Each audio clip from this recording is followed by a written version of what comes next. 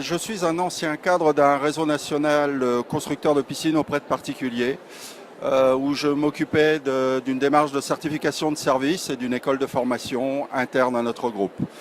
Après avoir approché une quarantaine d'entreprises dans leur fonctionnement, j'ai décidé de passer le cap et de me mettre à mon compte dans un secteur de service. Alors la notion de service à travers mon parcours professionnel a toujours été une question importante. Je pense qu'en plus elle permet d'entrer dans des secteurs où la concurrence industrielle n'est pas présente. Et ce qui m'a intéressé plus particulièrement dans le service à la personne, c'est justement tout le lien humain qu'on pouvait créer auprès de bénéficiaires, que ce soit des gens qui travaillent, comme des gens, on va dire, d'un certain âge. Pourquoi Général des Services?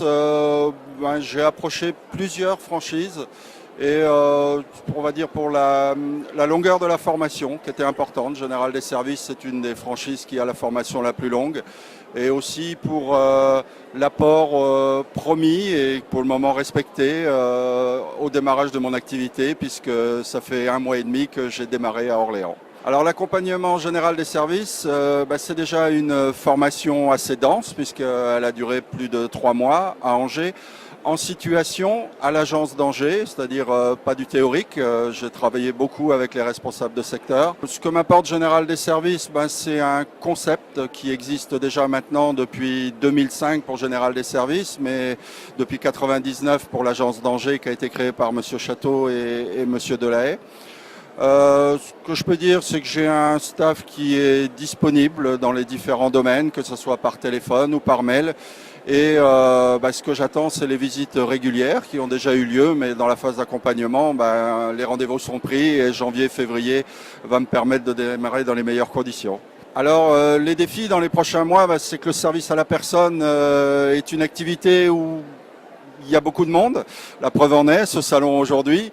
Les défis, c'est de trouver sa place. Ce n'est pas que la concurrence fait peur, mais il va falloir être bon.